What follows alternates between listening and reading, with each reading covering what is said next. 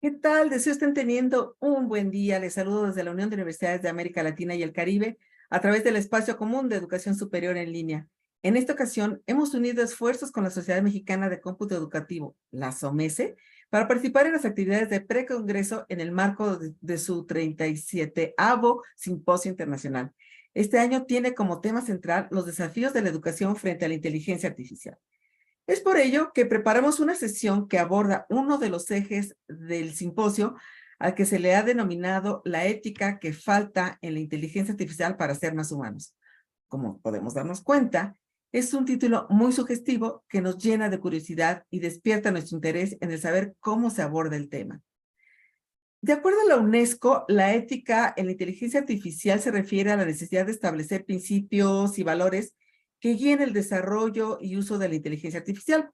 Cuando no existe ética, puede llevar a la reproducción de prejuicios, la discriminación, la amenaza a los derechos humanos y las libertades fundamentales, entre muchos otros aspectos, lo que ha generado esfuerzos internacionales para que la ciencia y la tecnología se desarrollen dentro de un marco ético.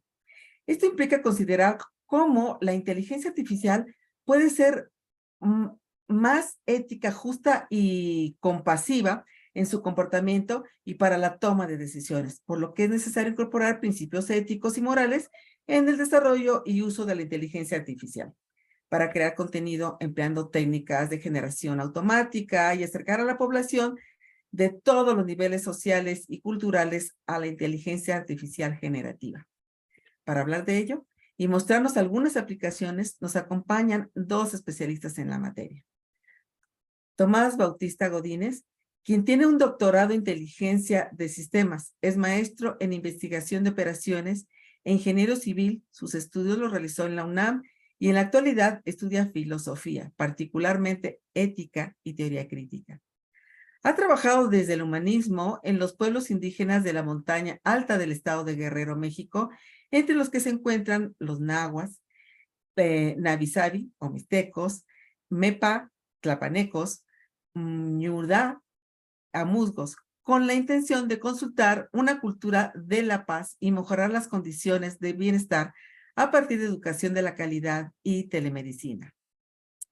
Ha coordinado múltiples proyectos académicos entre los que se encuentran las analíticas del aprendizaje y la gobernanza ética en la inteligencia artificial. Ha publicado libros, capítulos de libros y artículos científicos en revistas de alto impacto, casi todos ellos relacionados con la educación y la tecnología. Estoy segura que han revisado alguno de ellos. Asimismo, Tomás ha impartido conferencias en México y el extranjero. Ha participado en programas de radio y televisión para difundir temas relacionados con la educación y su democratización, la ciencia de datos y los sistemas. Forma parte del cuerpo académico del programa de maestría y doctorado en Ingeniería de Sistemas de la UNAM. Ha sido docente en más de 500 cursos con valor curricular. Fue subdirector de Planeación y Evaluación en la Coordinación de Universidad Abierta y Educación a Distancia de la UNAM. Actualmente coordina acciones para integrar la inteligencia artificial, el aprendizaje de máquinas y la analítica del aprendizaje en los procesos educativos, desde la Coordinación de la Universidad Abierta, Innovación Educativa y Educación a Distancia de la UNAM. Gracias por haber aceptado la invitación, doctor Bautista. Gracias, Patti. Pues agradezco la invitación, Alfredo, Patti. Pues no me queda más que decir. Gracias. Bien. Carlos Omar Jiménez es actuario por la Universidad Nacional Autónoma de México, maestro en Tecnologías para la Información y Administración del Instituto Tecnológico Autónomo de México y maestro en Administración de Tecnología por el Telecom École de Management en Évry, Francia.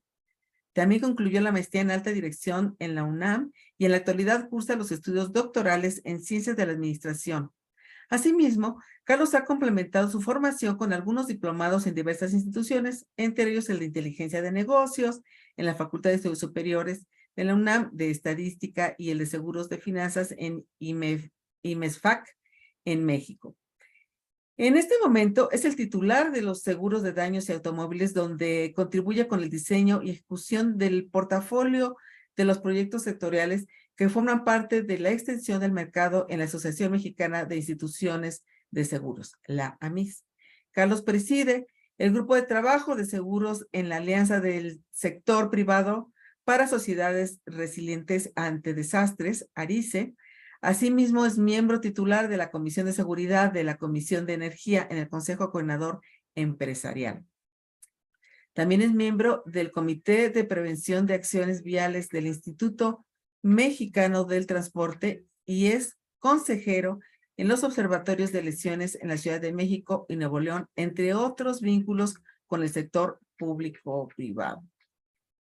Tiene interés personal en apoyar y participar activamente en proyectos sociales que generan impactos generacionales que fomenten una sana convivencia entre ciudadanos, el medio ambiente y las políticas públicas, así como lograr acciones que tengan impacto en el desarrollo sustentable de los países. Carlos ha obtenido algunos reconocimientos, como el primer lugar en el Startup Weekend México del TEC de Monterrey. Fue premiado en los certámenes de investigación en seguros y fianzas Antonio Minzoni Corsotti en 2016 y el Premio Innovación en Seguros por la Comisión Nacional de Seguros y Finanzas en 2017. Bienvenido, maestro Jiménez. Muchas gracias, Pati, muchas gracias, Alfredo, y a todo el equipo que está detrás de la organización que lo hace posible, y un gusto poder conversar con el doctor Bautista. Muy buenos días a todas y a todos. Muchas gracias. También nos acompaña en su calidad de presidente de la Sociedad Mexicana de Computación en la Educación, el maestro Alfredo García Zavala. La SOMESE, desde su fundación, se dedica a promover el uso de la tecnología en la educación y a fomentar la investigación en este campo. Como mencioné al inicio de la sesión, este año SOMESE organiza la emisión número 37 de su simposio internacional, el cual reúne expertos nacionales e internacionales en el campo educativo. Pero ¿quién mejor que para hablar de ello que el propio presidente de la sociedad, a quien agradecemos la confianza y la invitación para participar en uno de sus eventos precongreso? Adelante, Alfredo. Muchas gracias, Pati. Gracias al doctor Tomás. Muchísimas gracias por venir. Gracias, Carlos. Gracias al maestro Sergio, que también está detrás de cámaras, pero que está aquí apoyándonos.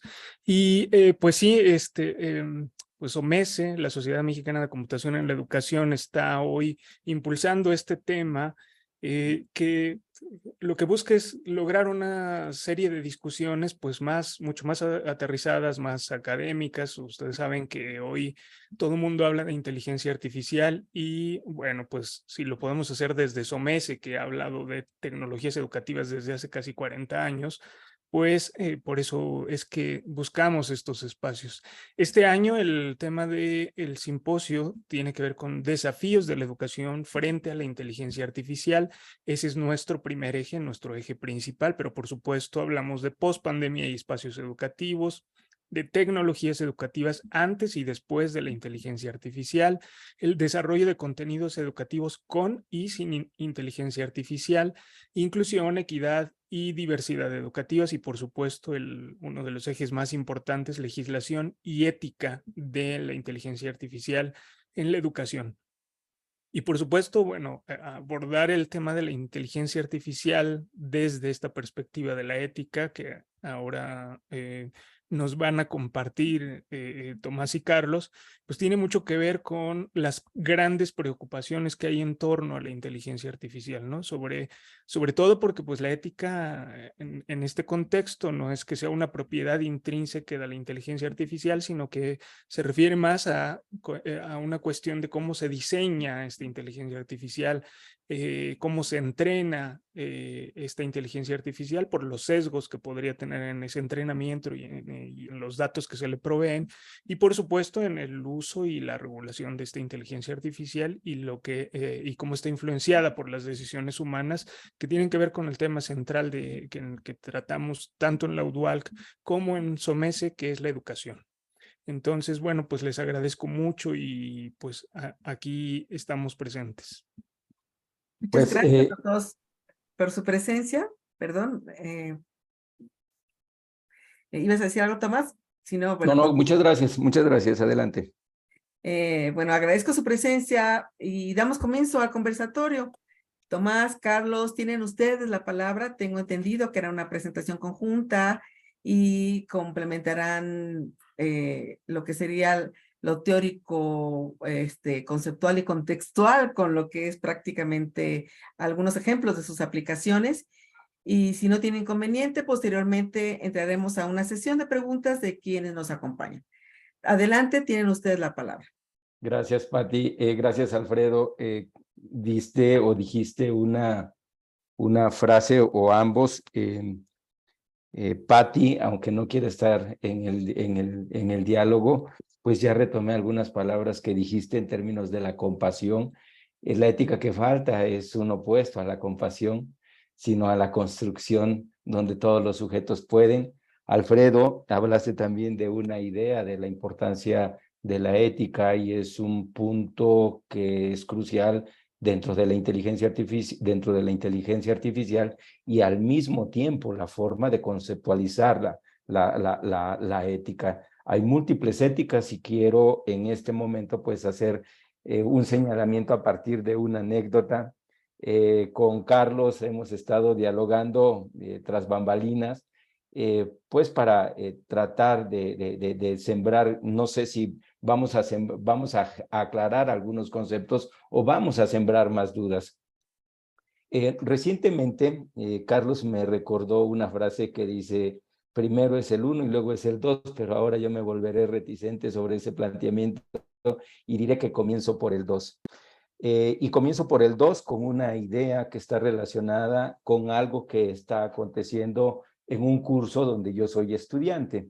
Es un curso interinstitucional donde se analizan los diferentes sujetos que participan en la vida universitaria. Es un curso que se da dentro de la UNAM y participan pues muchas universidades y también participan universidades no solamente del país, sino también del extranjero.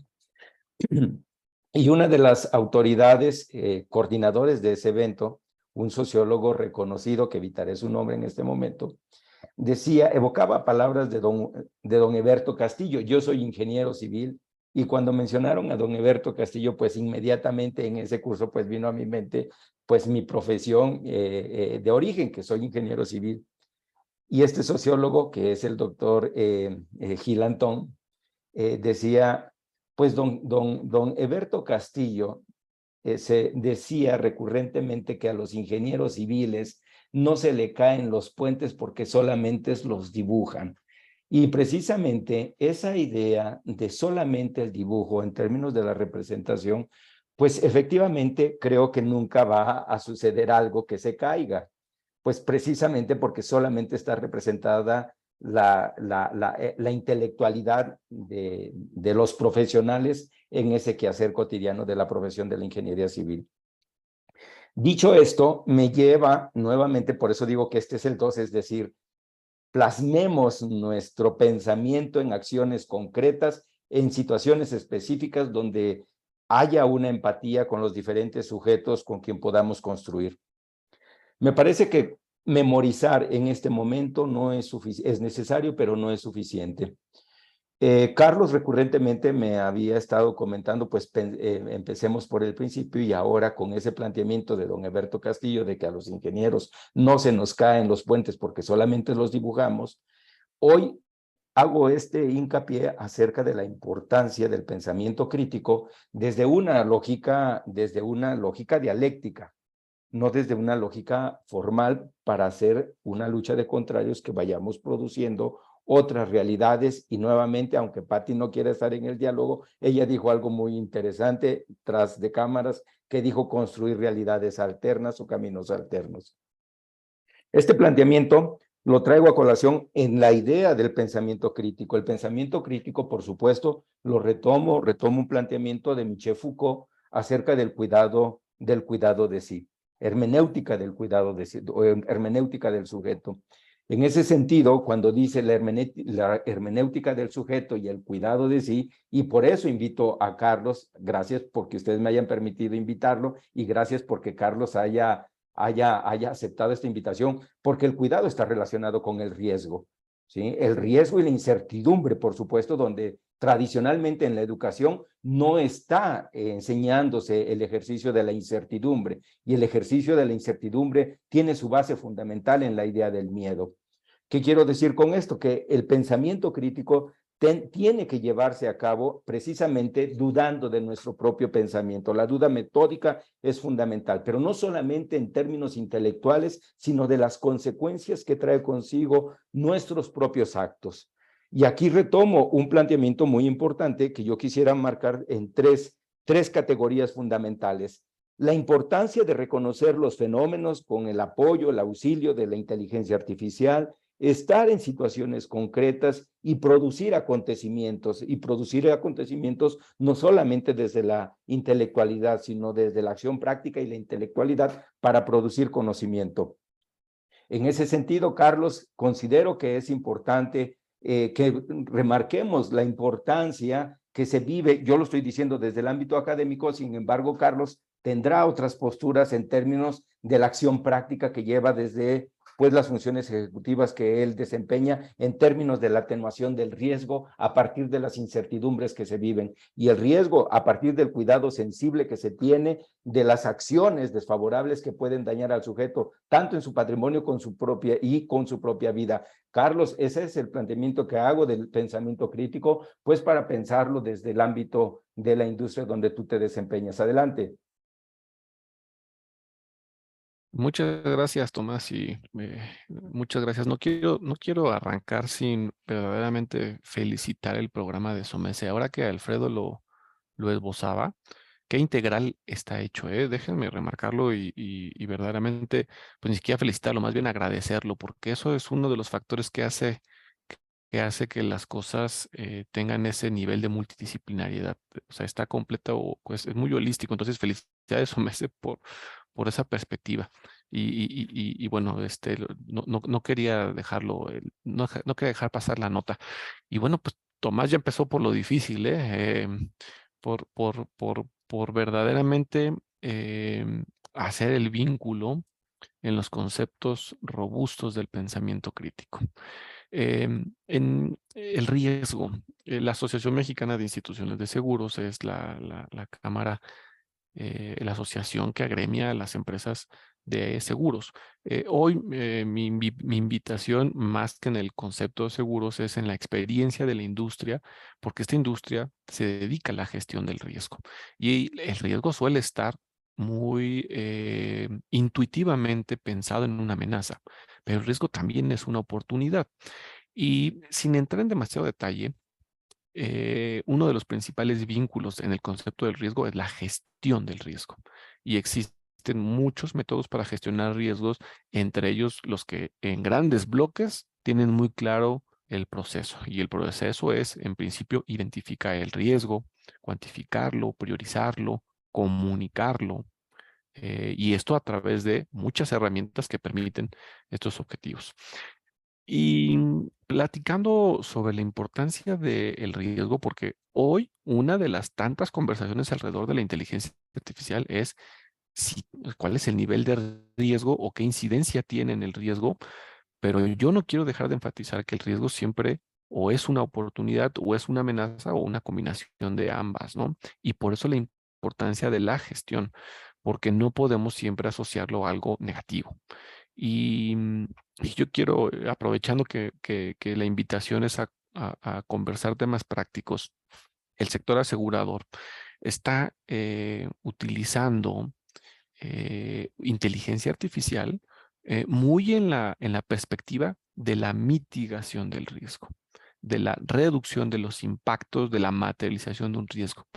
Pero hay una disyuntiva interesante porque en muchas ocasiones los riesgos que se gestionan provienen de acciones que también ocupaban inteligencia artificial.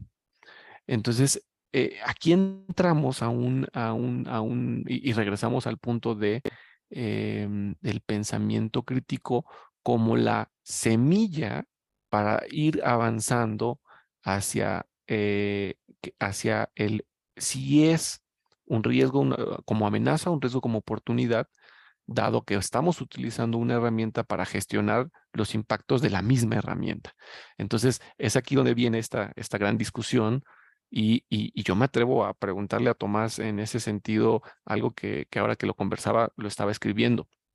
¿Cuándo fue la vez reciente en donde estábamos discutiendo temas similares con otras herramientas? La inteligencia artificial es una herramienta, decía Patty en su introducción, que tiene ciertos fines, pero ¿será que esta discusión es específicamente de la inteligencia artificial o es sobre el método con el cual se implementa el uso de una herramienta, por supuesto, tan disruptiva? Y entonces entramos en esta discusión, Tomás, sobre si es la inteligencia artificial la primera herramienta disruptiva que está, o este contexto disruptivo que está generando estos diálogos sobre ética, o si venimos de otros conceptos que en su momento también presentaron estas discusiones. No sé, aquí me gustaría conversártelo, Tomás, porque así también nosotros lo hemos llegado a ver en ese sentido. En ocasiones estamos muy preocupados por un tema que creemos que es nuevo en el sentido de la temporalidad, pero cuando reflexionamos el método, ya nos hemos preocupado antes por condiciones similares, ¿no? No sé cómo lo ves, Tomás. Gracias, Carlos. Quisiera hacer un poco un recuento histórico, considerando los acontecimientos por los que hemos ido transitando. Hay un libro de Horkheimer y Adorno, de la teoría crítica, donde aborda cómo se va construyendo la ciencia, que está relacionado precisamente para alejarnos del mito. Y resulta que la ciencia por la ciencia misma volvió a caer en un mito. Y aquí retomo algunos planteamientos de un filósofo francés que habla sobre la evolución creadora. Él es Henri Bergson, donde dice: la memoria es importante. Y la memoria no tiene tiempo, solamente va almacenando como como las capas que dan forma a una cebolla. En ese continuo se van construyendo. Y dice, y volvimos a caer, dice Adorno y Horkheimer, volvimos a caer en la idea del mito porque no consideramos la vida. Pero ¿cuál es la vida? Entonces me puse a pensar sobre la importancia de la vida. Y la vida está presente en la construcción de la ciencia. Y aquí retomo algunos planteamientos de Federico Hegel, que dice él que contradice lo que es social en el discurso, en la narrativa mexicana se dice, el hubiera no existe. Si nosotros consideramos única y exclusivamente lo que fue, lo que es, y de ahí proyectamos los tres posibles escenarios, pues estamos reduciendo, porque nos estamos fragmentando de la importancia del ejercicio de la vida, que está relacionado precisamente con la incertidumbre. Por eso hablaba de ese sentimiento del miedo que te llega o te asalta. Y en ese planteamiento llego a hacer una reflexión en términos de esta ética acerca de un pasaje de la obra máxima de Federico Hegel acerca de la dialéctica del esclavo y el amo. En esa dialéctica lo que está en juego es el pensamiento del otro. Cómo dominas el pensamiento del otro, y dicen las relaciones históricas son las que van construyendo, las relaciones humanas, perdón, van construyendo los puntos álgidos o los puntos de inflexión o los turning point, como actualmente se le conoce, de la vida, de la historia humana. ¿Y qué quiero decir con esto? Que en esa lucha de contrarios entre el esclavo y el amo, aquí hay un planteamiento muy importante, porque lo que está en juego es el deseo de un sujeto, y quien domina el sujeto del otro porque cede el otro, pues entonces comienza a dominar y este es el que instruye qué es lo que tiene que hacer. En esos términos de la inteligencia artificial, pues pareciera que la inteligencia artificial comienza también a construir las narrativas más comunes y comienza a sembrar ideas. Aquí quisiera hacer un paréntesis de que yo soy proclive estoy a favor del uso de la inteligencia artificial como un elemento facilitador de la construcción de ideas, pero la construcción de ideas solamente tendrán que ser del ser humano. De lo contrario, nos estaríamos desprendiendo de las condiciones humanas. Nuevamente retomo la idea de la presencia de la dialéctica del esclavo y el amo. ¿Quién es el amo y quién es el esclavo en la presencia de la importancia de la facilidad con la que la inteligencia artificial y particularmente la generativa, que es como ese flujo de una presa que estaba almacenándose y que cada vez más el vaso de almacenamiento de ese flujo se estaba conteniendo y de repente se abrieron las compuertas y llega una expansión de la inteligencia artificial, particularmente la inteligencia generativa? ¿Qué estamos produciendo con esto? O sea, consultamos más fácilmente. Sin embargo, hoy estamos en este ejercicio de la facilidad, estamos dando por hecho recurrentemente lo que dice la inteligencia artificial. Y todavía nos curamos en salud y decimos, la inteligencia artificial alucina.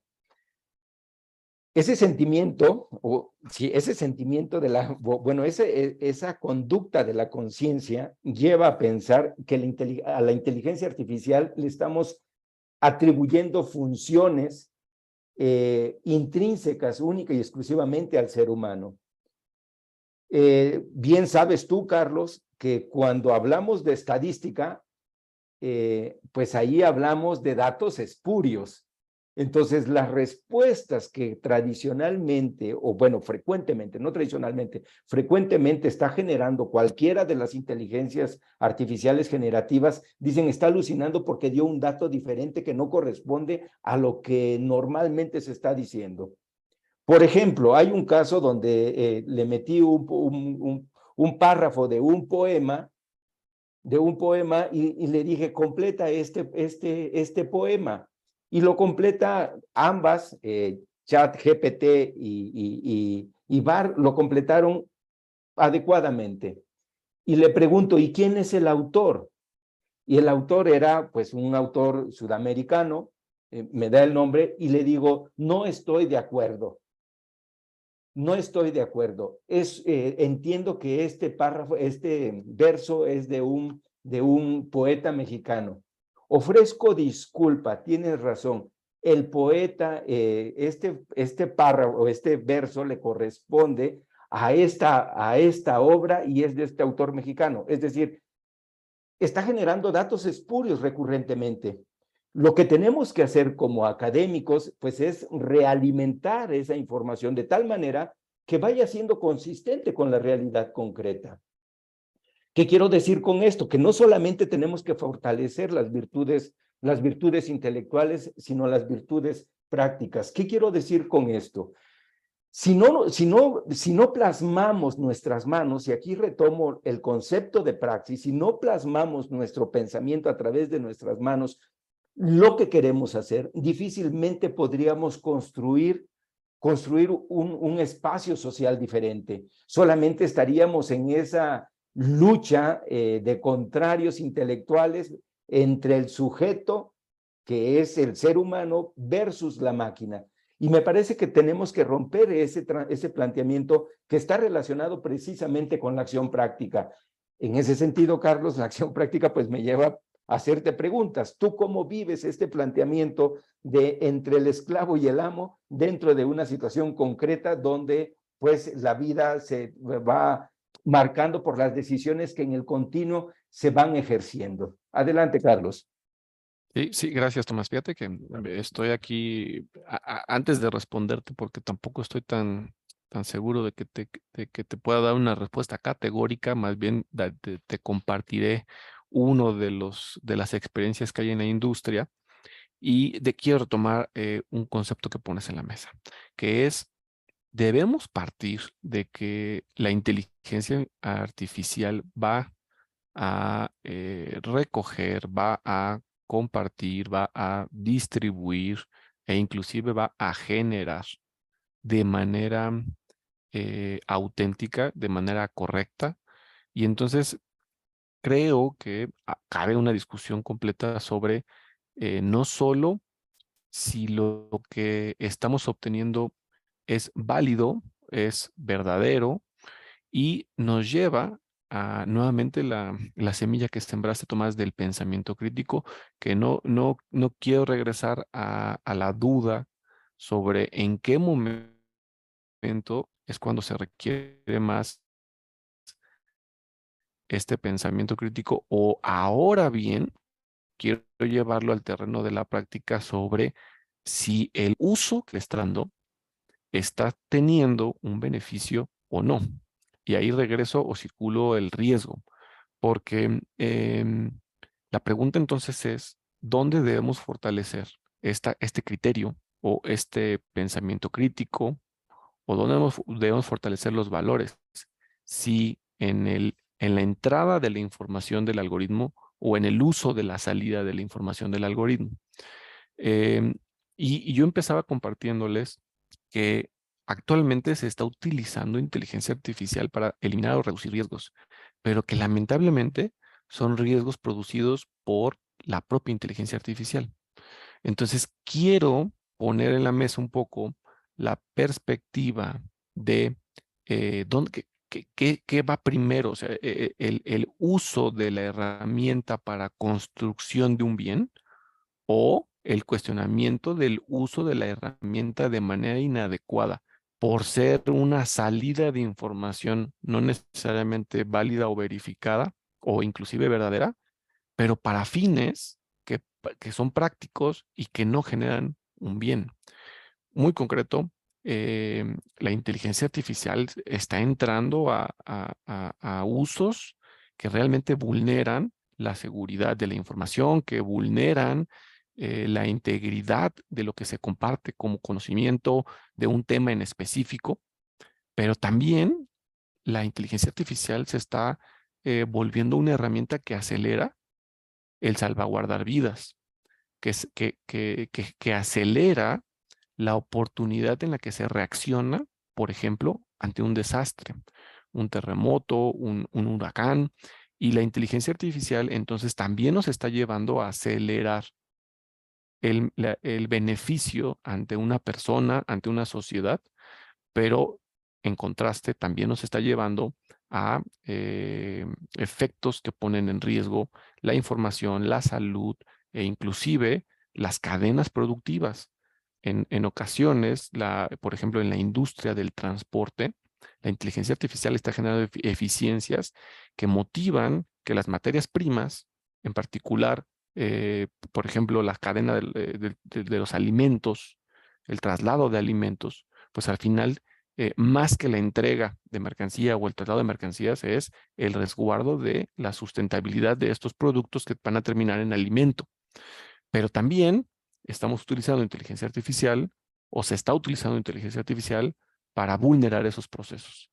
Entonces, me parece que tenemos que aterrizar también, Tomás, en el propósito ético, como lo has mencionado, del uso de la inteligencia artificial, separando sin alejarlos lo suficientemente que quede independiente la propia inteligencia artificial. Entonces entramos en esta disyuntiva sobre si el propósito ético es antes, durante o después de la inteligencia artificial, Tomás.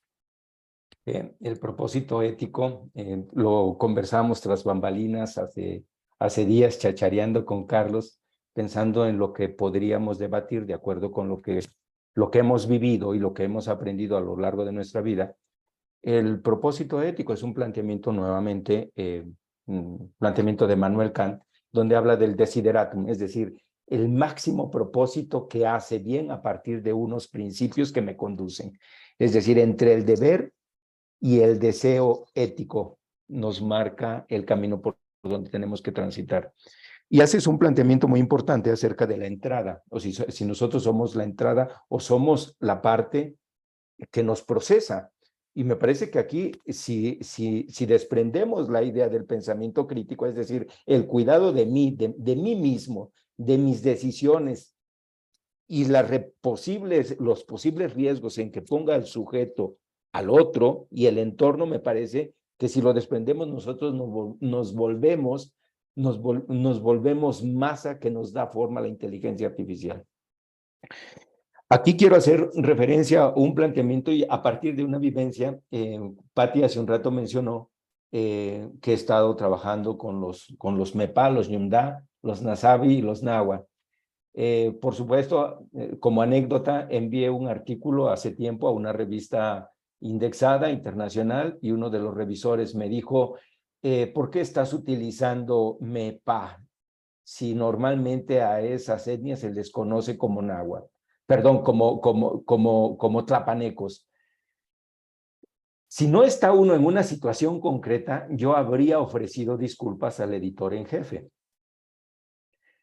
Pero como estoy en una situación concreta, viviendo y caminando con los MEPA, me dicen, si a nosotros nos dicen tlapanecos es un término sumamente ofensivo para nosotros.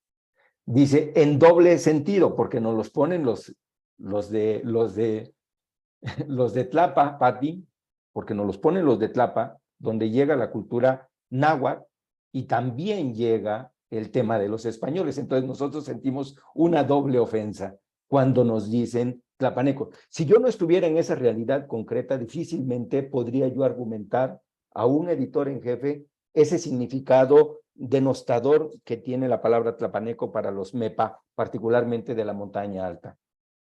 Otro ejemplo, Carlos. El Instituto Nacional, el IFT, el Instituto Federal de Telecomunicaciones, dijo en el 2018, y yo tomé una decisión a partir del informe del Instituto Federal de Telecomunicaciones, donde dice que el 98% de la población MEPA tiene acceso a Internet. Pues resulta que no, que es pues un dato falso. Si yo le pregunto a BAR o a ChatGPT o a cualquier otra herramienta tecnológica, toma esa información y repite esa información con un poco de elocuencia diciendo, pues la población tiene, repite lo que está diciendo el IFT. Pero si tú vas a un espacio concreto, pues la realidad es completamente diferente. Si nos vamos al INEGI, pues él toma información de estas fuentes para nuestros propios contextos y dice que producen algo que no es cierto en esas regiones. Entonces, ¿qué quiero decir con esto, Carlos? Que tenemos que estar en situaciones concretas, ser vigilantes, una categoría de uno de los filósofos que a mí me gusta leer, que es Alan Badiou, la idea de vigilante en 3 dimensiones, o se despliega en 3 dimensiones, que produzcas, que lo protejas y que lo conduzcas. No puedes hacer esa cuestión, esas 3 dimensiones de la vigilancia, como lo entiende este filósofo francés, si no te encuentras en una situación concreta. Y para ir aterrizando sobre el planteamiento que dices tú, si nos quedamos solamente en esa idea del esclavo y el amo, en la dialéctica del esclavo y el amo, entre el sujeto y el objeto como inteligencia artificial y sujeto como persona, si nos quedamos en esa lucha de contrarios intelectuales, difícilmente vamos a poder producir. Esa es una tercera categoría. La primera fueron los fenómenos, la segunda, los acontecimientos, y la tercera, la producción de un sujeto diferente a partir del reconocimiento de los acontecimientos que se den en situaciones concretas. ¿Qué quiero decir con esto, Carlos? Si nosotros en el ámbito de la educación le enseñamos a los estudiantes a darle forma al pensamiento y producir innovaciones, pues me parece que sería uno de los caminos donde nosotros pudiéramos ser productores de la información que entra a la inteligencia artificial para producir nuevo conocimiento. Aquí hubo una conversación recientemente, uno de los académicos, recuerdo los planteamientos del doctor Alejandro Pisanti, maravillosos planteamientos acerca de la importancia de la inteligencia artificial y la ética. Decía, es que si nos sujetamos a la ética como la conocemos, bueno, lo dijo elegantemente, pero lo traduzco en mis palabras, dice, dice, la inteligencia artificial llega y es como si fuera un flujo y la mano fuera la ética y lo quiere agarrar y se diluye. Claro, porque estamos hablando de una ética y aquí quisiera dar respuesta al título de la presentación, a una ética de los valores, que es importantísima, respetar el dato, la transparencia, estar conscientes de los datos que nosotros estamos generando, que le estamos proporcionando a estos motores de producción de lenguaje natural. Pero, ¿qué quiere decir con esto? Si nosotros no metemos el ejercicio de una ética de la acción, es decir, estar en situaciones concretas para producir realidades o transformar nuestras propias realidades, difícilmente podríamos luchar contra estas herramientas tecnológicas. ¿Qué quiero decir con esto? Que donde converja el conocimiento que vayamos produciendo a partir de nuestros propios aprendizajes y llevarlos a la práctica concreta en situaciones específicas, ahí podríamos ir produciendo nuevo conocimiento y este nuevo conocimiento, pues al traducirlo como insumo de información para estas herramientas de procesamiento del lenguaje natural, pues podríamos ir produciendo conocimiento pues a una velocidad más alta, y aquí comenzaría a meterme a una idea de lo utópico, pero lo dejo para otro momento. Ese sería el planteamiento, Carlos, que estaría yo planteando, tratando de hacer desde la teoría, pues una construcción de 3 categorías que le dan forma a la práctica de los profesionales en el ámbito de los riesgos. Y fíjate que ahora aterrizando un poco la reflexión, e inclusive antes del uso de los valores como el camino adecuado para para el justificar el método, creo que toma mucho sentido una discusión que en la industria privada se ha dado en distintos foros respecto a si la orientación del uso de la inteligencia artificial tiene más oportunidades si atendemos la eficacia o si atendemos la eficiencia. No sé si esta discusión sea válida en el ámbito académico, pero cuando se busca la justificación de poner en práctica este tipo de herramientas, el primer paso es, ¿lo necesito para cumplir el objetivo? ¿O lo necesito para tener una mejor gestión de los recursos que ocupo para llegar al objetivo? Muchas veces queda claro que no es el objetivo, pero cuando se valora la percepción de la herramienta como inteligencia artificial, muy intuitivamente se cree que es para lograr el objetivo y no para gestionar los recursos que me permiten llegar al objetivo. Inclusive en este proceso de analizar, medir, cuantificar. Entonces, esta discusión entre si es para o es parte de, es bien interesante porque, pues al final, lo que rige es la toma de decisiones que, cuando está sustentada en valores, nos lleva a una respuesta mucho más oportuna. Y aquí, Tomás, yo tengo una pregunta que comparto con quienes nos escuchan y quienes están también seguramente construyendo sus propias dudas. La inteligencia artificial no es no es lo novedoso. Y inteligencia artificial comenzamos a escucharla de hace un par de años atrás y estaba, em, puede que me equivoque con lo siguiente, pero ya voy a escuchar tu punto de vista, Tomás. Lo que acelera las discusiones alrededor de la inteligencia, me parece que fue el aceleramiento que tuvo las posibilidades de dar acceso a las herramientas de inteligencia artificial. Se apertura el acceso, se aperturan las herramientas, las apps, los métodos, y ahora las tenemos tan a la mano como en su momento tuvimos a la mano las redes sociales. Y empezaron a salir las redes sociales y luego venía otra y luego otra y luego otra y luego uno ya no sabe pues cuál es la que está en tendencia, ¿no?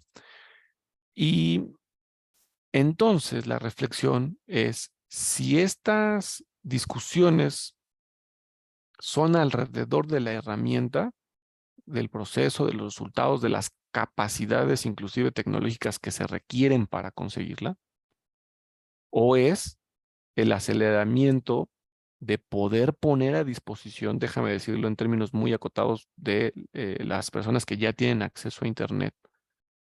No quiero usar la palabra democratización del acceso, porque probablemente esté abusando del lenguaje. Tomás, tú me corregirás, pero me parece que eso es muy importante. Y entonces nuestra reflexión sobre esto tiene que ser cuidadosa de lo que viene, porque esta misma reflexión vendrá con otras tecnologías que también ya están en boga, ¿no? Ahora hemos escuchado mucho más sobre, por ejemplo, el famoso blockchain, que ahí está y como que se escucha y como que ya hay casos prácticos, pero como que todavía no se vuelve parte de la vida cotidiana, ¿no?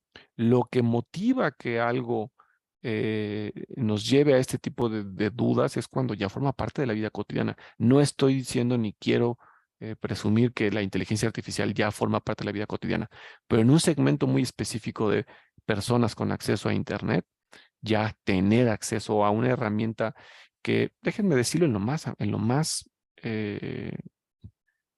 de menos valor, como generar una imagen a través de palabras, ya estamos ahí pues teniendo acceso a esta herramienta. Y entonces vendrán otras que nos van a poner en esta misma disyuntiva. Entonces, al final del día, entre que si es para abonar a la eficacia o abonar a la eficiencia, o es la facilidad de acceso a la tecnología, esto pues son planteamientos que la industria se hace para poder justificar el uso. Porque si es utilizarla porque está de moda y porque suena bien padre decir que ya estoy utilizando inteligencia artificial para el registro de la asistencia de mis colaboradores, eso es accesible de implementar. La pregunta es, ¿da valor? ¿Tiene un impacto? ¿Se justifica? Porque te comentaba yo a manera de broma que pues entre tantas cosas, ya hicimos un ejercicio de pasar lista en una reunión a través de inteligencia artificial y le ponemos ahí realidad aumentada y esa información, ya hasta alguien de broma dijo, vamos a ponerla en otro tipo de tecnología. Pero la pregunta estamos orientados a la eficacia, a la eficiencia, pero la de fondo, ¿se justifica su uso? Entonces, ese tipo de cosas están previo en una imperante necesidad de justificar el fin último de la inteligencia artificial en algunas industrias, Tomás. Bueno, son preguntas bien difíciles que responder. Solamente quisiera dar unos pincelazos muy difíciles, creo, por el conocimiento que poseo sobre los planteamientos. Sin embargo, todo lo que has mencionado tiene gran importancia. Siempre he pensado que en términos de la eficiencia y la eficacia, que el concepto de eficacia se encuentra imbibido en el concepto de eficiencia. No quisiera meterme en esa disertación, pero me parece que si retomamos los planteamientos de uno de los filósofos de la ética en el uso de la tecnología, un clásico, él es Hans Jonas, Principios de la Responsabilidad Ética. Es un libro muy interesante donde él comienza narrando que antes, cuando los barcos eran, pues primero con remos, después con las máquinas de vapor, surcar los mares no le hacía nada, pero ¿qué sucedería cuando llegara la tecnología? ¿Qué le sucedería a esos mares? Pues seguramente marcaría o generaría rasgos o cicatrices al planeta. Creo que hoy lo estamos viviendo precisamente y al mismo tiempo creo que acelera la inteligencia artificial, acelera, Carlos, hablar de las utopías, o sea, de esas realidades que habíamos pensado en otro momento que no era posible, que hoy es posible, siempre y cuando estemos con ese principio de cuidado de nosotros mismos, de los otros y de nuestro propio entorno. Si nosotros nos alejamos de ese planteamiento, del pensamiento crítico y de una acción práctica, pues difícilmente nosotros podríamos hablar de utopías, porque nos quedaríamos solamente construyendo o replicando lo que se está generando a través de la inteligencia generativa o la inteligencia artificial generativa. Y aquí, cuando tú hablas de eficiencia y eficacia, pues sí, efectivamente, pues somos, o sea, naturalmente, ni siquiera es porque pongamos en duda una de ellas. Seguramente podemos ser más eficientes o somos más eficientes definitivamente. Sin embargo, el día de ayer, pensando en esta conversación y escuchando algunas pláticas, afortunadamente fui invitado para un panel como parte del comité evaluador, vi muchos trabajos muy creativos acerca de cómo están aplicando la inteligencia artificial generativa en la reconfiguración de sus cursos, en la forma de cómo están cuestionando su quehacer docente, en la forma de cómo se está trabajando en términos de la producción de nuevo contenido. Me parece que es una diversidad tremenda de la forma de cómo se están alterando, y la creatividad del ser humano pues es inherente y es descomunal. Pero aquí, pensando en estos planteamientos que he estado observando y al mismo tiempo lo que he estado escuchando de algunos colegas, ayer un colega me mostraba digamos, un portafolio, como le mencionan los arquitectos a sus trabajos. Me dice, mira, esto generó la inteligencia artificial como tríptico para anunciar la profesión de alguien. ¿Cuál te gusta más? ¿Y cómo lo hiciste? Ah, pues metí en ChatGPT porque lo estoy pagando, y además traje a Dalí, lo integré, y entonces mira lo que está generando, y es padrísimo. Escuchando esa conversación, me vino a la mente algo que hoy, a partir de la eficiencia, la eficacia que tú estás mencionando, viene a la mente la palabra del sinsentido. O sea, si yo solamente me quedo supeditado a lo que produzca el artefacto, pues no me va a generar emociones. O sea, volveremos nuevamente a ese reforzamiento, y hay un señalamiento descomunal a nivel internacional del disgusto de los estudiantes por cursar algo o por aprender algo.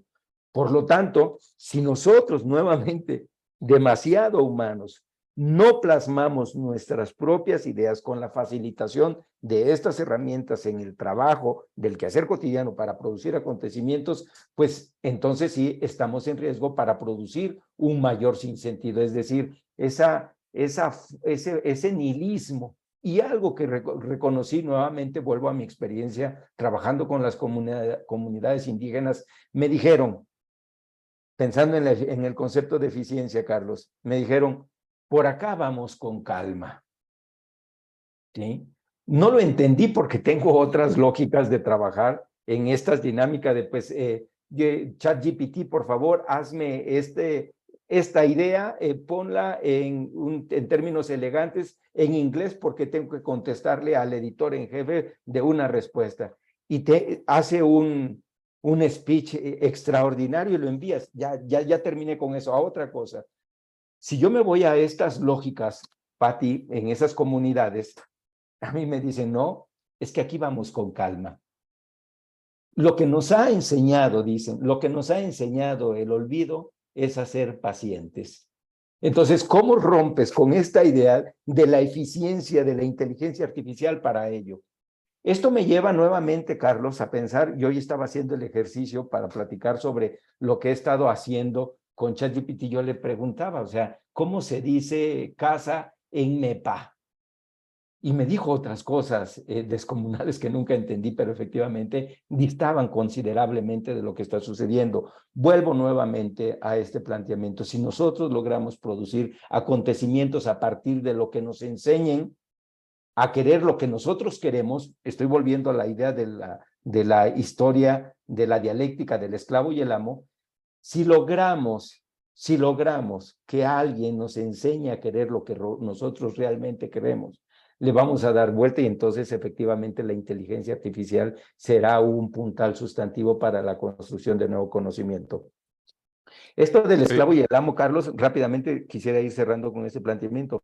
Es fundamental para entender lo que podemos hacer con la inteligencia artificial, la producción de cultura para que esa cultura se replique a través de la inteligencia artificial y podamos construir nuevas realidades o realidades diferentes para un mejor mundo. Adelante, Carlos.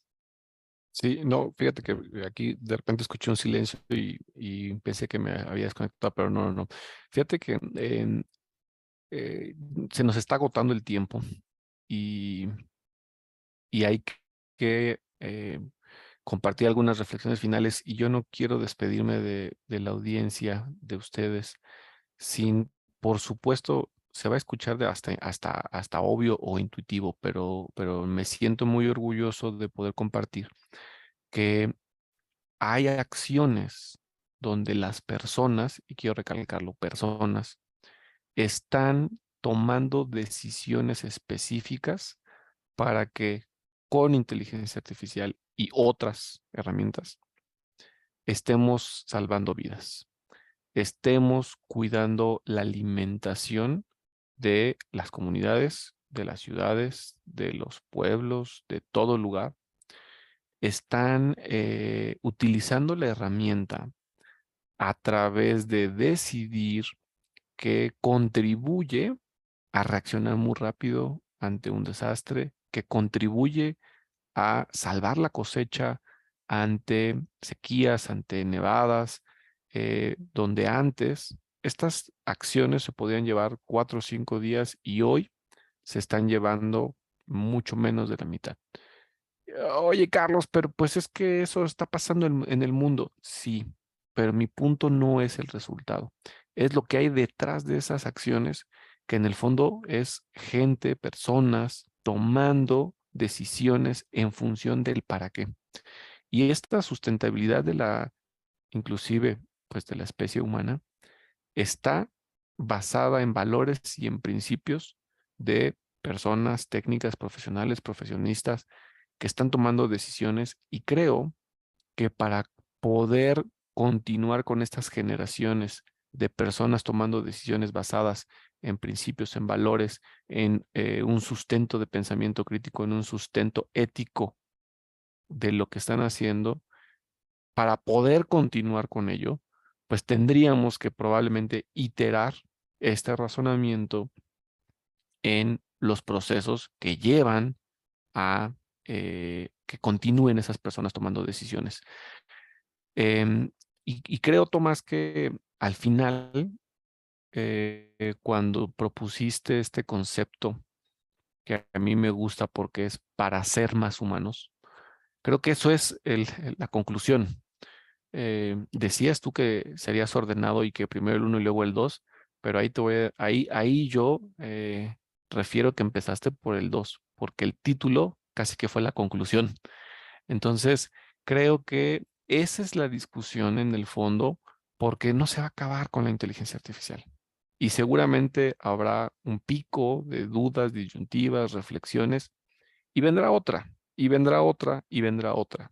Y si no logramos resultados sustentables basados en los principios, en los valores y el propósito del ser humano, me parece que entonces podríamos llevarnos siglos en estas discusiones sin darnos cuenta que, eh, que esto tiene que aspirar a el corto, bueno, mejor dicho, en el muy corto plazo, en el inmediato plazo, pero también no perder de vista que lo que está detrás de esta toma de decisiones pues tiene que ser tan sustentable como para afrontar inteligencia artificial, como para afrontar blockchain, para afrontar todo lo que hay detrás de la Big Deep Data, y vendrán más, ¿no? Y entonces, si no logramos sembrar esta semilla, y concluyo, de los valores, el pensamiento crítico y el título que es conclusión, que es el ser humano, pues entonces pues no vamos a poder pasar de la plática a la práctica. Tomás, con eso voy también dejando espacio para que escuchemos tus reflexiones y en su caso, pues cualquier otra duda o pregunta que podamos recoger. Gracias, Carlos. Más humanos, demasiado humanos es el cierre de la presentación, y es la evocación, pues, de uno de los planteamientos pues, de Nietzsche, ¿no? En ese sentido, pues, hago referencia a la idea de más humanos. Me parece que este acontecimiento de la llegada de la inteligencia artificial, particularmente la inteligencia artificial generativa, hace posible una fisura inolvidable de la historia, que tenemos la posibilidad de que se construyan diferentes sujetos basados en una ética diferente a partir de la acción. Esa sería mi conclusión. Patti, Alfredo, mil gracias por este espacio. Agradecemos muchísimo su participación. Realmente nos bombardearon de información, de datos, de conceptos, en fin, como que habría muchísimo que comentar sobre su presentación. Estamos sobre el tiempo, pero a mí me gustaría saber si Alfredo tuviera algún comentario y paso a leer por lo menos las preguntas en respeto a todos los que nos acompañaron. Y bueno, pues adelante, por favor, Alfredo. Bueno, pues justo para ver si alcanzamos a dar espacio a las personas que nos siguen, trataré de ser breve. La verdad es que hay muchas cosas que todavía estoy procesando de esto. Me llamó la atención, voy con lo más breve, me llamó la atención lo que decías, Carlos, sobre blockchain, la referencia que hiciste a blockchain, porque me trajo justamente a la memoria un panel en el que participé hace exactamente un año, donde nos dijeron cuál va a ser la próxima tecnología o la tecnología que se va a impulsar en los siguientes meses en las universidades en el mundo. Y yo le aposté a blockchain, ¿no? Porque dije, bueno, pues es blockchain una de estas tecnologías con las cuales pues nosotros nos vamos a apoyar para resolver una serie de problemas que tenemos y todo. Y la verdad es que nadie, o no recuerdo que alguien haya respondido que la inteligencia artificial, y hoy estamos en este tema, pues que nos ha acaparado, que ha acaparado toda nuestra atención, ¿no? Entonces creo que eso me llamó la atención. Y por supuesto, todo lo que planteó Tomás con esta dialéctica del esclavo y el amo, porque bueno, implica que haya conciencia y bueno, pues una de las cosas que tenemos con la inteligencia artificial es que no tiene conciencia de sí, ¿no? Que además refleja mucho esta preocupación que plantea sobre que no experimenta el mundo, ¿no? O sea, estas inteligencias artificiales generativas no experimentan el mundo y por supuesto, pues todas sus respuestas y todas sus acciones son este resultado de estos patrones con los cuales, patrones y datos con los cuales fueron programadas, ¿no? Entonces, el sesgo no solamente viene en el uso de la inteligencia artificial, sino también en qué datos se le proveen y cómo es que esas acciones, bueno, pues vienen de esa información, ¿no? Entonces, ojalá, uno de los temas es la conciencia o la autoconciencia de la inteligencia artificial y ojalá que no adquiera conciencia porque ya recordé también una película muy famosa de los años 80 que además es una saga que comienza con la Skynet que adquiere conciencia de sí y que domina el mundo y todo. Entonces, afortunadamente no estamos en ese punto, pero bueno, pues nada más quería resaltar esas dos ideas que la verdad es que todavía estoy procesando y bueno, si quieren dejamos espacio para los comentarios y preguntas. Muchas gracias. Sí, pasamos a las preguntas. Yo también tendría algunos comentarios porque se trataron muchos temas, pero mejor pasamos a las preguntas, por lo menos para que conozcan que hubo una participación activa. Algunos son comentarios, los voy a leer. Como son varias preguntas, voy a leer las continuas. Ya ustedes deciden si retoman alguna de ellas o simplemente dan una participación de cierre. Como decidan, voy a proceder entonces. Comentario. Considero que actualmente en la educación superior la inteligencia artificial nos ha posibilitado tener más oportunidades de formular conocimientos significativos. Sin embargo, solemos dejar todo a los medios tecnológicos. No hay todavía una adecuada educación para usar de manera pertinente estas herramientas. Comienzo con las preguntas. ¿Qué profesionistas consideran que juega un papel fundamental en la humanización y formulación ética de la inteligencia artificial? La siguiente. ¿En qué áreas se requiere poner más atención al uso ético de las inteligencias artificiales o regular en mayor medida su uso? Una más. ¿A qué valores debe remitirse el desarrollo y uso de la inteligencia artificial para que su ejercicio de implementación pueda ser considerado ético? ¿Qué papel juega el área política y gubernamental en el alcance de un uso ético y la percepción humanista vista de la inteligencia artificial? ¿A qué valores debe remitirse el desarrollo y uso de la inteligencia artificial para que su ejercicio de implementación pueda ser considerado ético y se dé bajo lineamientos que nos permitan desarrollar nuestro pensamiento crítico? Como verán, generan muchas inquietudes. Un comentario más. Justamente la discusión ética no deberá limitarse únicamente al uso de los resultados que proporciona, sino desde su creación y su desarrollo. La ética debiera estar presente en todo momento. Un comentario con pregunta: al referirse a una inteligencia artificial con ética dirigida a lo humano, nos podemos remitir al humanismo tecnológico, el cual reconoce el límite del uso de la tecnología, visualizando hasta qué punto la implementación de los recursos tecnológicos es beneficiosa para el contexto social actual. Por consiguiente, consideran que abordar las políticas públicas en materia tecnológica desde una base humanista puede ser el medio para iniciar a construir una inteligencia artificial que no sobrepase el valor humano, una inteligencia artificial sustentada en la responsabilidad, equidad, tolerancia y empatía. Más preguntas. ¿Qué repercusiones tendrían a largo plazo, la sociedad si no se empieza a forjar una inteligencia artificial generativa más humana? Consideran que entre los problemas éticos de la inteligencia artificial se encuentra el sesgo de género. ¿Es esta una herramienta que sigue perpetuando la desigualdad? De ser así, porque la inteligencia artificial no se ha podido configurar bajo una visión distinta de la cultura patriarcal, heteronormativa y hegemónica occidental.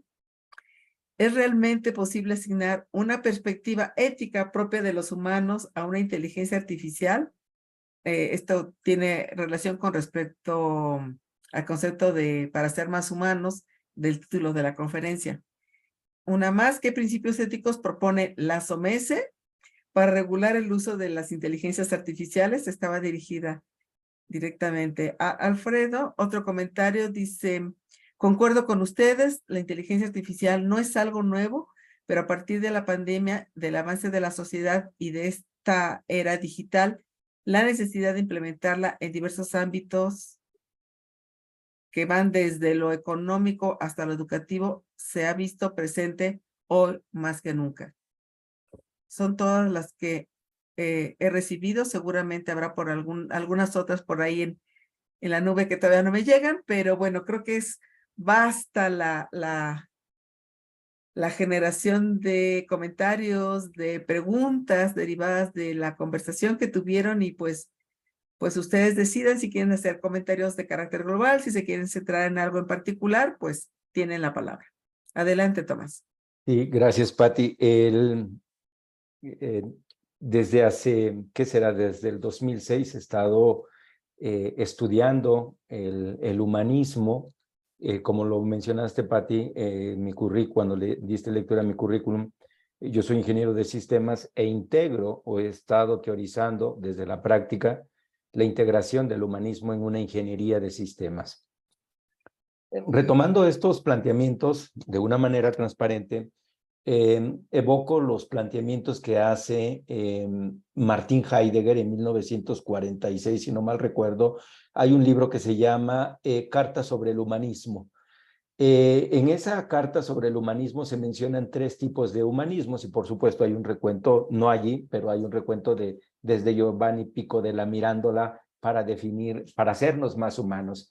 Me parece que ser más humanos nos lleva a tener la humildad desde cada una de las disciplinas, a reconocer que no somos superiores y que no somos sabelotodos y que necesitamos interactuar con las otras disciplinas para que en la relación que se construye entre las múltiples disciplinas se vaya produciendo nuevo conocimiento que haga bien a la sociedad.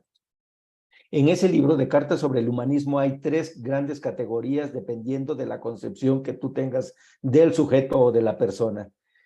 Habla de 3 tipos de humanismos. Un humanismo religioso, que está muy relacionado precisamente con uno de los planteamientos que tú hiciste, Patti, al principio, acerca de, utilizaste una palabra que la tengo por acá anotada, de la compasión. Ese tiene una concepción de humanismo religioso, pero hay otro humanismo que está relacionado, me quedaría solamente con el humanismo dialéctico.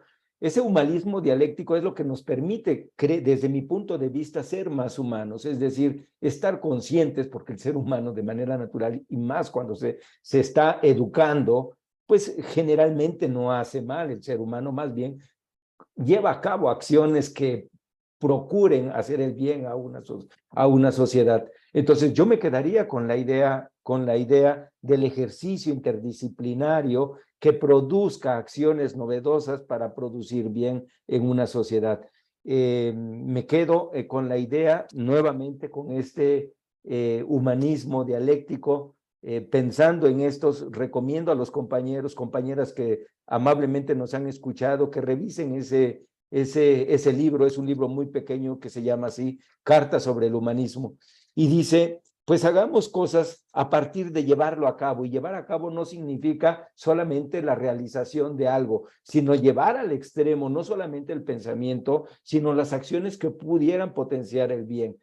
Pensar en esa idea en términos de la dialéctica y de la ética más bien aristotélica, de que el bien es uno, el mal es múltiple, pero normalmente la educación nos lleva a desarrollar acciones en ese sentido del bien. Yo me quedaría con ese planteamiento. Yo cedería la palabra a Carlos, que me parece que en términos de legislación tiene un vasto conocimiento en términos de lo que se está diciendo desde la legislación. Adelante, Carlos. Sí, sí, claro que por supuesto, demasiadas preguntas. Yo me atrevería, Pati, a comprometer ahora al doctor Bautista a que por supuesto nos las compartas, tomamos lectura y tal vez podemos redactar un párrafo final que trate de abrazar las distintas inquietudes para que pues podamos generar este diálogo, ¿no? Entonces, pues ya no le pregunté, pero ya lo estoy comprometiendo aquí al doctor Bautista porque conozco su trabajo. Entonces, si me lo permites, Tomás, creo que podemos encontrar algo por ahí para abrazar el resto de las preguntas.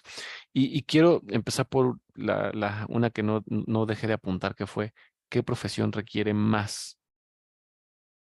Creo que no quiero sonar poco sustentada mi respuesta, pero creo que todas. Creo que cada persona contribuye a esto que para mí es la sustentabilidad. No la sustentabilidad de la propia especie humana. Hace rato me faltó poner la palabra más, pero qué bueno que lo resaltaste, Tomás, es para ser más humanos. Y creo que tenemos que empezar por ahí, en el sentido de que el criterio, el juicio que tenemos para tomar decisiones, pues es la consecuencia de una suma de muchos elementos más. La ética es un complemento que tiene que estar ahí, tiene que estar en todas las decisiones, y es lo que realmente motiva que tengamos este cuidado pues, de ser más humanos. Me encanta que la discusión aterriza en principios y valores que, por supuesto, son parte de la inteligencia artificial, pero si hacemos de manera didáctica el ejercicio y le quitamos el concepto de inteligencia artificial y le ponemos cualquier otra cosa, la discusión sería tan similar. Y no quiero, por supuesto, distraer el potencial que tiene la inteligencia artificial. Sé que podríamos discutirlo sobre otras cosas, pero ahora ese es el dilema, el potencial que tiene y todas las aristas que tiene esta herramienta. Quiero concluir como empecé, hablando sobre la transversalidad. Yo le decía a Alfredo que el programa de SUMESE es tan transversal que abarca muchísimos enfoques. Y en la llamada con Tomás previa yo le decía, es que la inteligencia artificial da hasta para la discusión, en el mismo sentido de la ética, sobre esto que se ha escuchado y se ha referido de los recursos naturales que se requieren para mantenerla. Y eso nos lleva otra vez al propósito, y esto nos lleva otra vez al fin último, esto nos lleva otra vez a garantizar que está justificada la decisión de ponerla, a utilizarla, de llevarla a la práctica. Entonces, mi invitación es a darle un foco completamente multidisciplinario a el análisis pues de este asunto que hoy nos ocupa y nos preocupa y nos ocupa. Y ese ya es el primer paso, ocuparnos, no quedarnos en la preocupación, porque decíamos que los riesgos o son oportunidades o son amenazas, y entonces vamos a ver el potencial que tiene para empoderarnos como, como promotores de ser más humanos. Y en cuanto al término de la regulación, pues bueno, hemos visto hoy los grandes corporativos están en la mesa. O sea, esto no es de antier ni de ayer, esto es de hoy y de la semana pasada. Los grandes corporativos, los grandes promotores de la propia tecnología, hoy, en mi opinión, y esto por supuesto 100% personal, ya en la ola de los resultados que tuvo la inteligencia artificial, son los grandes corporativos quienes están levantando la mano y pidiendo un salvavidas que dice, vamos a poner orden, ¿no? O sea, vamos, más que regular en el aspecto de poner límites, me parece que es regularlo en el aspecto de poner orden. Y fue Tomás Bautista quien en su momento me dijo primero el 1 y luego el 2, y con esto concluyo, más que poner límites a través de una regulación, es ponerle orden al método para acompañar una toma de decisión verdaderamente basada en responsabilidad, en ética y en el pensamiento crítico con el que empezó toda esta discusión. Con esto yo Muchísimas concluiría, Patricia, Alfredo, y por supuesto agradeciendo al doctor Bautista, quien tiene para otros 15 días continuos de discusión, Pati. Entonces ya mejor valdrá la pena concluir. gracias. Adelante, Tomás, te pediste la palabra. Rápidamente, nada más sin el afán de contradecir a Carlos, pero se dará la idea no de la sino de la interdisciplina. Sugiero a quienes nos están escuchando leer un libro del doctor Pablo González Casanova que se llama Las tecnociencias y las nuevas disciplinas. Fue publicado en 2007, donde encontrarán seguramente preguntas que encontrarán respuesta en ese planteamiento, y tomo la palabra, Carlos, para poder hacer un breve escrito. ¿Es cuanto? Muchísimas gracias. De hecho, nosotros en la página web del SSLI hacemos una pequeña descripción de todos los webinars que vamos teniendo. Damos liga directa también al sitio que tenemos de YouTube.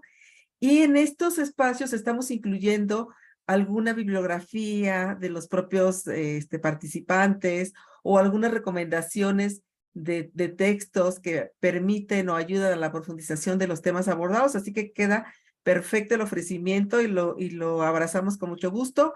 Les haré llegar las preguntas para que las tengan a la mano y las revisen. Y si tienen algo producido por ustedes o recomendado por ustedes, para que nuestros seguidores puedan profundizar sobre el tema, pues está excelente.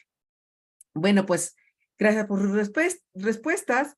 El tiempo se nos ha agotado y por lo tanto hemos llegado al final de nuestra transmisión. Tomás y Carlos habrán observado que su presentación despertó muchísimo interés y pues les agradecemos mucho por ello. Esperamos encontrarnos en futuros seminarios virtuales para profundizar sobre el tema y hablar de los avances que haya en la materia, o incluso hablar, tomando en cuenta sus perfiles profesionales y académicos, de otros temas de interés para nuestros seguidores de estos espacios de educación continua que tiene la UDUALC a través del SSL.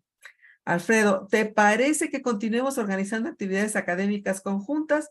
Yo desde el principio aplaudo la iniciativa que tuviste en esta ocasión. A toda la audiencia, no olviden que pueden ver la repetición del seminario que tuvimos el día de hoy en la página de YouTube del SSLI y en la de SOMESE. ¿Algún último comentario? Si no, pues damos por concluido. Hasta la próxima y gracias a todos por su atención. Alfredo, adelante. Sí, rápidamente, pues agradecerles, Carlos, Tomás, y por favor también si le llevan un saludo al doctor Melchor Sánchez Mendiola, el titular de la CUAYED, que pues nos ha facilitado el que personas como el doctor Tomás y todos los colegas de CUAED estén participando también en torno al simposio, a las actividades del simposio. Muchísimas gracias. Por supuesto, el doctor Rubén Edel Navarro, que es nuestro anfitrión en el simposio, el vicerrector de la Universidad Veracruzana en la región Veracruz-Boca del Río. Y bueno, pues me llevo también la pregunta que nos hicieron sobre qué principios éticos propondría la SOMESE para regular la inteligencia artificial. Ese es uno de los temas que vamos a discutir. Y bueno, pues los invito al simposio el 30 y 31 de octubre. Ahí nos vemos entonces. Muchas gracias. Gracias a todos. Gracias, Pati. Enhorabuena.